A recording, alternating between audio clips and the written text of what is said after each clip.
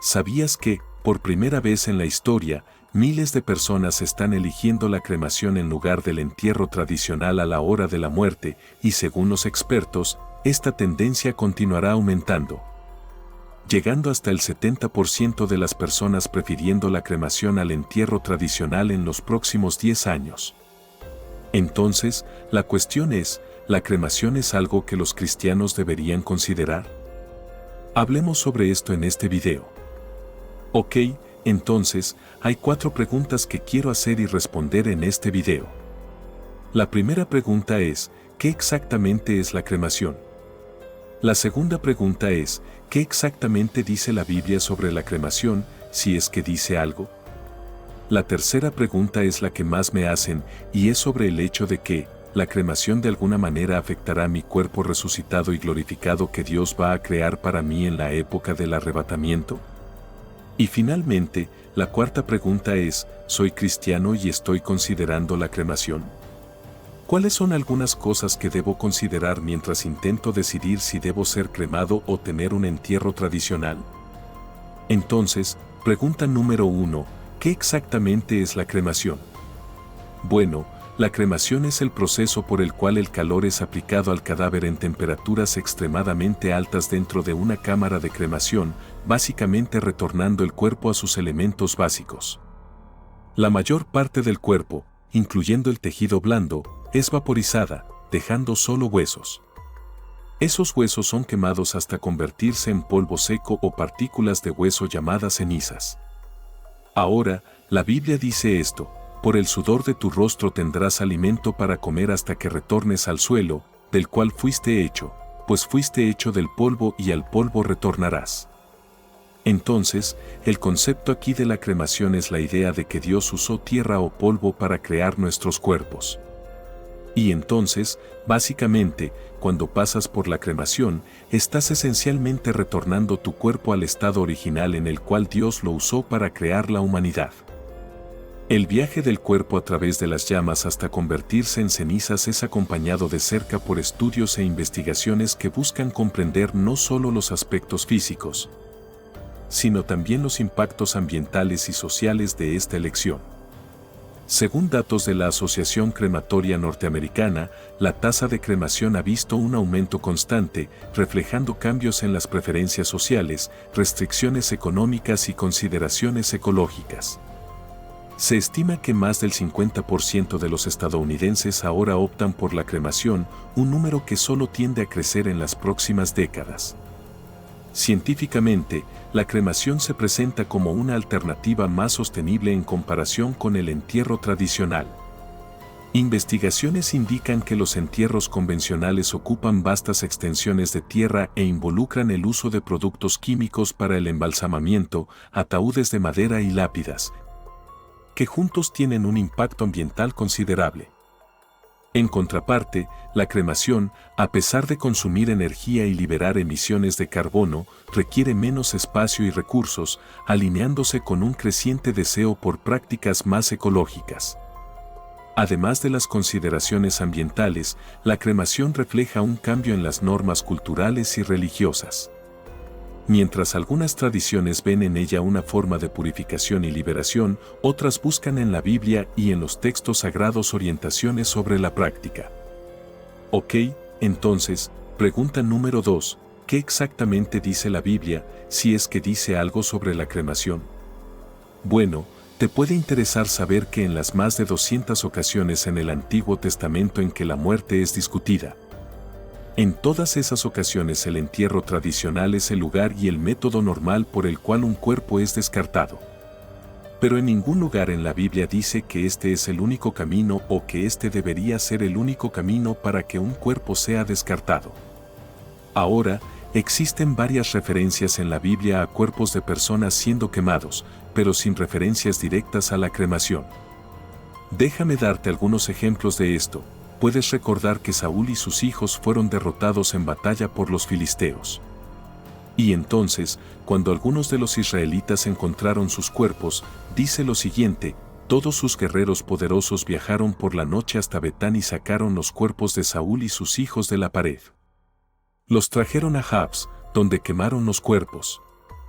Después tomaron sus huesos y los enterraron bajo el árbol de tamarisco en Jabs y ayunaron por 7 días. Entonces, más probablemente lo que pasó aquí fue que esos cuerpos estaban en un estado, quizás mutilados, o simplemente en un estado en que estaban tan destruidos que un entierro tradicional adecuado o transportar esos cuerpos de vuelta a un lugar donde podrían ser enterrados simplemente no era práctico. Y entonces decidieron quemar los cuerpos. Ahora, otra referencia a cuerpos siendo quemados, pero no necesariamente cremación, es encontrada en Segundo de Reyes, capítulo 21, versículo 6, y dice lo siguiente: Manasés también sacrificó a su propio hijo en el fuego.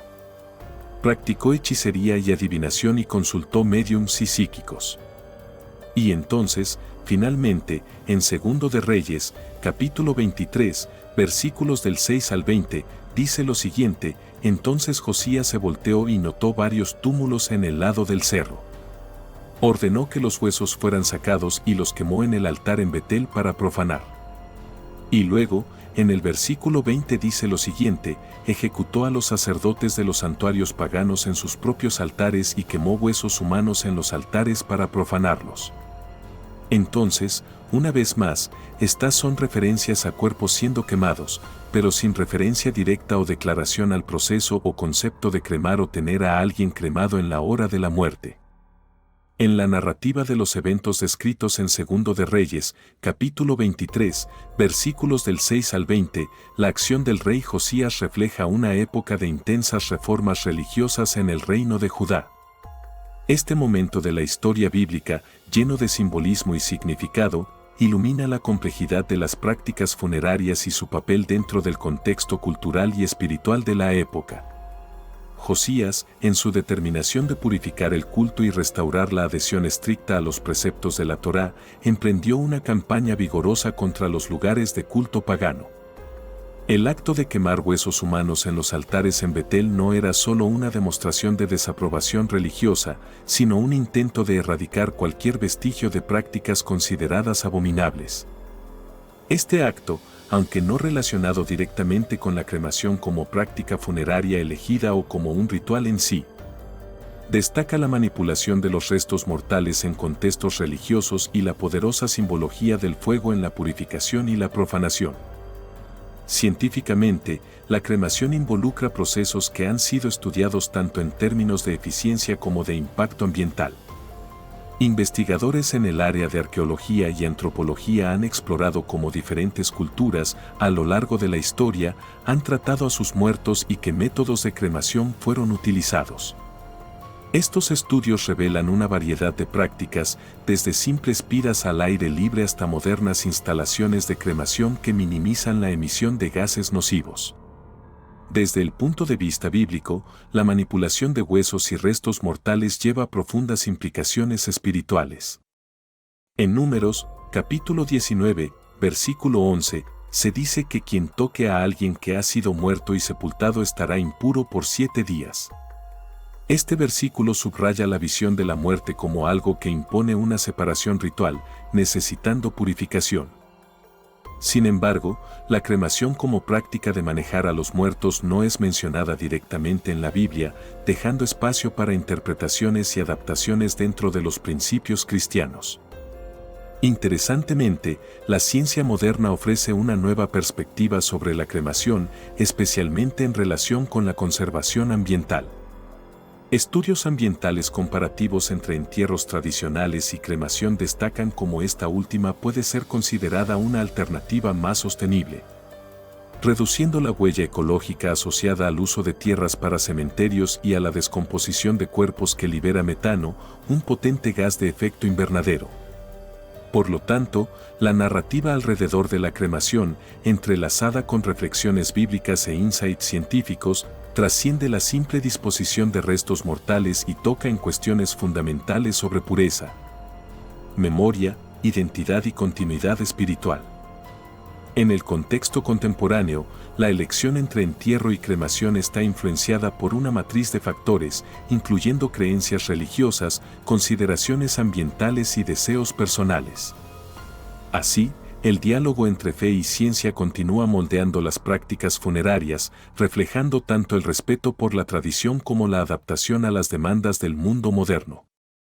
Entonces, ahora vamos a pasar a la tercera pregunta, que es la que muchas personas me hacen: ¿cómo esto afecta mi cuerpo resucitado? ¿Cómo esto afecta el cuerpo que tendré cuando Dios me dé un cuerpo glorificado en el arrebatamiento, y qué va a pasar con todo esto? Bueno, vamos a leer lo que dice la Biblia sobre nuestros cuerpos glorificados. En 1 de Corintios, capítulo 15, versículos del 42 al 44, dice aquí que de la misma forma con la resurrección de los muertos, nuestros cuerpos terrenales serán como semillas que se siembran en la tierra. El cuerpo que se siembra en corrupción, se resucitará en incorrupción. Se siembra en deshonra, se resucitará en gloria.